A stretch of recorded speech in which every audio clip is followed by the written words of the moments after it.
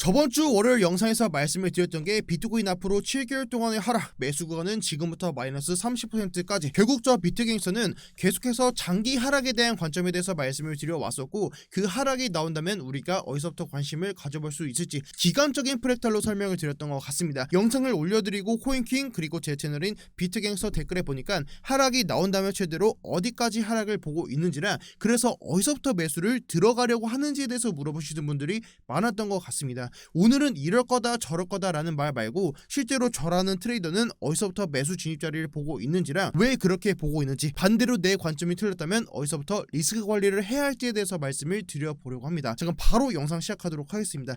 우선 첫 번째로 단기 고점으로 보고 있고 하락을 보는 이유에 대해서는 비트코인 파생상품 거래가 출시됐던 내용이랑 반감기 기간 프랙탈에 대해서 말씀을 드렸었습니다. 파생상품 거래는 비트코인 관련된 상품 거래를 의미하고, 쉽게 말하면 ETF 같은 거죠. 제가 코인킹 영상에서도 한번 설명을 드렸었고, 지금 보시는 차트는 비트코인 관련된 파생상품 거래가 출시됐던 이후부터의 차트의 움직임입니다. 17년도 12월달에 CME 선물 거래가 시작되고 비트코인은 마이너스 80% 하락에 나와주었습니다. 21년도 5월달에 코인베이스 주식이 상장되면서 비트코인은 마이너스 55% 하락이 나와주었습니다.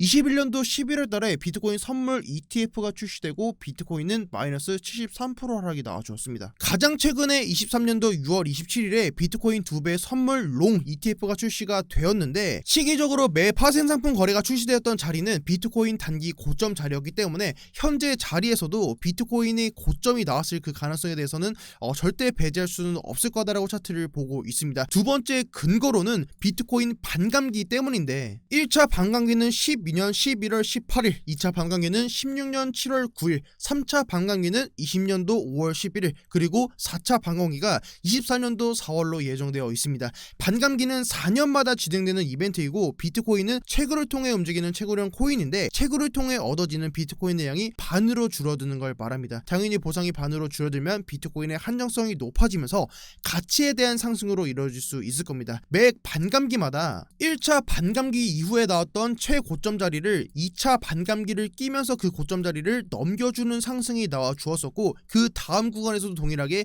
2차 반감기 이후에 3차 반감기를 겪으면서 2차 반감기의 고점 자리를 한 번 더 넘기는 상승이 나와줬습니다. 결국 앞으로 예정되어 있는 4차 반감기, 24년도 4월달에 나올 반감기에서도 3차 반감기 때 나왔던 그 고점 자리를 한 번 더 넘기는 상승이 나와줄 거다라고 차트를 바라보고 있습니다. 하락 뒤에 다시 비트코인 현물 매수를 계획 중인 이유도 결국은 비트코인 반감기를 통해서 다시 직전의 고점 자리를 넘길 거다라는 가능성을 보고 있기 때문입니다. 물론 반감기 때 무조건 고점 자리를 넘기는 상승도 확신할 수는 없을 거고, 반감기 전에 한 번쯤 나와주는 이런 하락 자리도 지금의 동일하게 나올 수도 없을 수도 있을 겁니다. 지금 보이시는 건 반감기 표인데, 총 앞으로 반감기는 29번의 반감기가 남아있는데 매 반감기마다 상승을 하지는 않을 거다라고 보고 있습니다.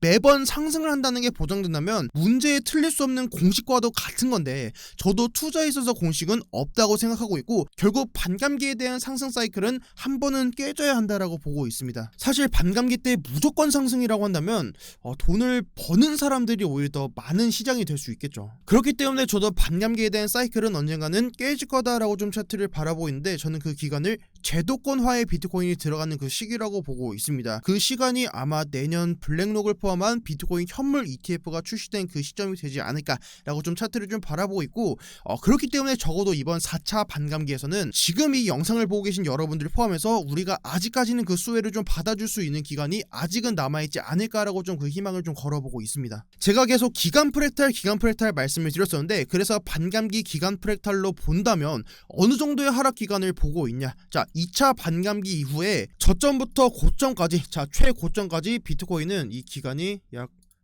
500일 동안의 상승분이 나와줬습니다. 500일 동안의 상승분이 나와주었었고, 1년 동안의 바닥을 한번 다져주고 6개월 동안의 상승, 6개월 뒤에 8개월 동안의 하락, 그리고 3차 반감기를 끼고 다시 이 기간이 500일 동안의 기간이 상승이 나와줬습니다. 이 기간이 정확하게는 반감기 시점부터 540일 동안의 상승분이 나왔었습니다. 그리고 540일 뒤에 하락 구간, 지금 이 바닥 15.4K까지 1년 동안의 하락이 나와주었었고, 지금 구간까지의 반등 구간이 6개월 동안의 상승이 나와줬습니다. 만약에 2차 반감기, 3차 반감기 그리고 4차 반감기가 동일하게 움직여준다고 하면은 앞으로 8개월 동안의 하락이 나와주면서 4차 반감기를 끼고 다시 직전의 고점 자리를 넘기는 상승이 나오지 않을까라고 좀 차트를 바라보고 있고, 자 물론 과거의 시기를 보면은 이때가 코로나 팬데믹으로 하락이 크게 나왔던 자리였는데 코로나 하락과 비교할 수는 없다는 분석도 있으시고 꼭 과거랑 똑같이 가지 않을 수도 있다, 하락이 아니라 계속 상승이 나올 수도 있다라는 분석도 분명 있습니다. 저 역시도 반대되는 관점에 대해서는 리스크 관리 목적으로 염두에 두고 있으며 리스크 관리에 대한 관련된 내용은 좀 더 뒤에서 설명을 드릴 테니까 우선 계속해서 내용 설명 이어서 설명드리도록 하겠습니다. 자, 세 번째로 하락을 봤던 이유는 다이버전스 때문입니다. 다이버전스는 추세 반전을 나타내는 지표입니다. 캔들의 고점이랑 RSI의 고점이 반대로 움직일 때, 자 반대로 움직일 때 추세의 반전을 가능성을 두고 있는 확률성 보조 지표이고, 이번 15.4K부터 올라왔던 자리에서도 주봉상 상승 다이버전스가 나오면서 상승이 나와줬습니다. 그리고 현재 자리에서도 주봉이 고점 자리를 넘겨주고 있지만 RSI가 고점을 넘기지 못하면서 그 다이버전스가 좀 나와주고 있는 모습을 보여주고 있고, 주봉뿐만 아니라 지금 일본 캔들을 봤을 때도 일본 캔들 고점에서도 현재 일반 하락 다이버전스가 나와주고 있고, 과거에 나왔던 구간이랑 좀 비교를 해봤을 때는 이 고점 자리에서 다이버전스가 나와줬던 구간이, 자 첫 번째 구간에서 비트코인이 고점부터 하락까지 자 마이너스 11% 하락이 나와줬었고, 그 다음 구간에서는 고점부터 저점까지 마이너스 22%, 그리고 현재 구간에서도 고점부터 저점까지 약 마이너스 20% 하락이 나와 주었기 때문에 현재 구간에서도 일반 하락 다이버전스가 먹어주면서 하락이 추가적으로 나와준다라고 하면은 적어도 15에서 마이너스 20%의 하락 정도는 추가적으로 나올 수 있는 구간, 충분히 하락이 나올 수 있는 구간으로 차트를 좀 보고 있습니다. 자, 그럼 이제부터는 하락이 나온다면 어디까지 하락이 나올 것 같고 어디까지 떨어질 거라고 보고 있으면서 어디서부터 매수를 보고 있는지에 대해서 말씀을 드려야 할 텐데, 조금 직설적으로 말씀을 드리면 15.4K부터 올라왔던 지금의 이 하단 추세를 이어봤을 때 결국은 큰 추세, 대추세가 되겠죠. 저는 지금의 이 추세 라인은 하단을 깨고 내려올 거다라고 좀 차트를 바라보고 있고, 그리고 깨지는 자리부터는 저는 오히려 반대로 매수 시점으로 차트를 바라보고 있습니다. 그리고 그 자리가 27.5K이고 제가 보고 있는 하단 지지 라인은 23K입니다. 매수 비중은 전체 비중에서 40%를 사용할 예정이고 손실폭은 마이너스 5%를 넘기지 않을 예정입니다. 그럼 이제부터 27.5K부터 23K까지 보는 그 이유에 대해서 말씀을 드려야 될 텐데, 자 일본 캔들러 봤을 때 현재 지금 매물대 지표를 좀 보면은 매물대가 가장 많이 쌓여있는 구간을 POC 라인이라고 하는데, POC 라인이 현재 23K에 형성되어 있습니다. 저는 23K는 충분히 깨고 내려올 수 있을 거다라고 차트를 보고 있습니다. 하지만 이 자리를 깨더라도 여기는 아래 꼬리를 길게 달아주고 반등이 나올 수 있는 자리고, 그렇기 때문에 23K를 손절 라인, 반대로 이 자리를 깨고 여기 아래서 몸통 막아받는 기준으로 보기 때문에 아래 꼬리를 길게 달아주는 그 가능성까지 손실보고 최대로 마이너스 5%로 잡는다는 말씀을 드렸던 겁니다. 만약 비트코인이 23K 밑에서 하락으로 음봉으로 몸통 마감하는 움직임이 나온다라고 하면은 저는 진입했던 비중은 전부 다 손절로 대응을 할 거고 다시 올라오는 자리에서 재진입 계획을 세울 예정입니다. 아직까지는 기간이 많이 남아있고 아직 그 범위가 충분히 넓기 때문에 충분히 이 하락하는 자리에서 추가적인 브리핑으로 여러분께 좀 전달을 드릴 수 있을 것 같고, 마지막 하락 지점을 23K로 보고 있는 두 번째 이유는 테더 도미넌스 때문입니다. 이 내용은 제가 비트갱에서 유튜브 채널에 좀 더 자세하게 다뤘으니까 오셔서 영상 꼭 시청하시면서 도움 받으시면 될 것 같고, 중복되는 내용이 최대한 많을 것 같아서 그런 부분들을 좀 간단하게만 정리를 드리면 23년도 1월부터 강하게 저항이랑 지지를 계속해서 받아줬던 자리, 저항 받아주고 지지 받아주고 저항 받아주고 지지 받아줬던 자리, 현재도 이 매물 지지 라인인 7.3포인트 라인을 계속해서 저항 받아주고 지지 받아주고 매물대를 테스트하는 작업 중에 있는데, 해당 자리를 돌파해주는 상승이 나와준다라고 하면은 과거에 나와줬던 것처럼 추가적인 반등이 나와주면서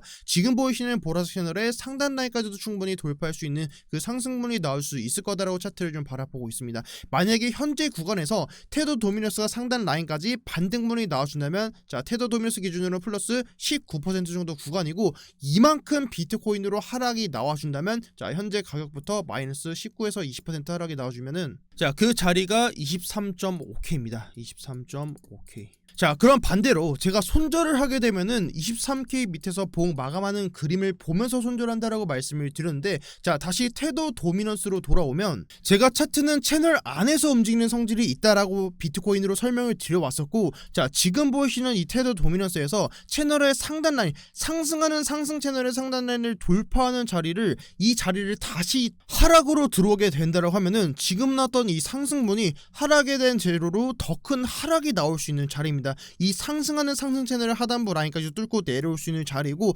단 이 채널의 상단부를 다시 이탈하고 내려왔을 때입니다. 결국은 지금의 차트를 봤을 때는 오히려 돌파하면은 기회가 될 수도 있다. 하지만 저는 돌파한 자리를 기회로 보지는 않는 이유는, 과거에 제가 달러 인덱스 차트로도 설명을 한번 드렸었는데, 자, 코로나 팬데믹 이후로 달러가 정말 강세를 보였을 때 상승하는 상승 채널의 상단 라인을 돌파해주고 이 라인을 지지받았을 때는 정말 강세인 차트가 나올 수 있습니다. 하지만 이 차트를 다시 으깨고 내려왔을 때는 분명 그 채널의 상단 라인의 하단부 라인까지도 이탈하는 하락이 나올 수는 있겠지만, 다시 태도 도미넌스로 돌아왔을 때 채널의 상단 라인을 돌파해주면은 다시 이탈하고 채널의 하단부까지 뚫고 내려올 수 있다라는 그 기대감이 분명히 있겠지만, 제가 들어가는 그 매수 진입 자리는 다시 이 자리를 이탈하고 내려왔을 때입니다. 여기서 손절을 하더라도 저는 다시 내려오면은 다시 재진입 충분히 들어갈 예정이고, 다시 비트코인으로 돌아와서 매물대가 가장 많이 쌓여있는 23K 밑으로 캔들이 내려온다라고 하면은 이 자리는 반대로 저항 받았을 때는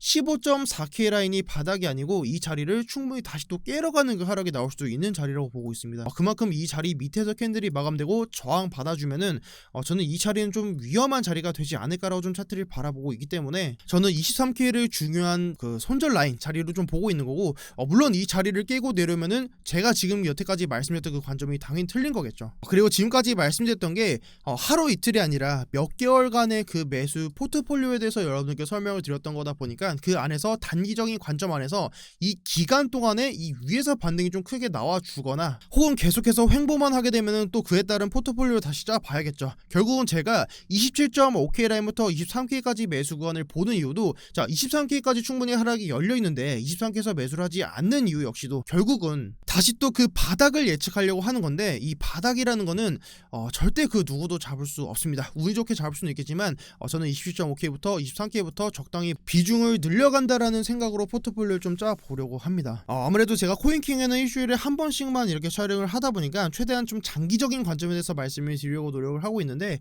혹시라도 단기적인 관점 혹은 제가 좀 좋아하는 이런 알트코인, 사실 제가 알트코인 분석을 좀 좋아해서 알트코인 분석까지 여러분들이 좀 궁금하시다라고 하면은 비트겐스 채널도 들어오셔서 채널 구경하시면서 좀 관점이 도움이 되신다라고 하면은 구독도 눌러주시면은 제가 더 질 높은 영상으로 찾아뵙는 거를 여러분께 약속드리도록 하겠습니다. 네, 오늘도 영상 시청해주셔서 감사드리고, 혹시라도 오늘 코인킹을 처음 보셨다면 코인킹을 구독해 주시고, 코인킹 구독자분들께서 비트겐서 영상이 좀 마음에 드신다고 하시면은 눌러셔서 영상도 좀 보시면서 도움 받으시면 정말 좋을 것 같습니다. 네, 오늘도 코인킹에서 비트갱스터였습니다. 감사합니다.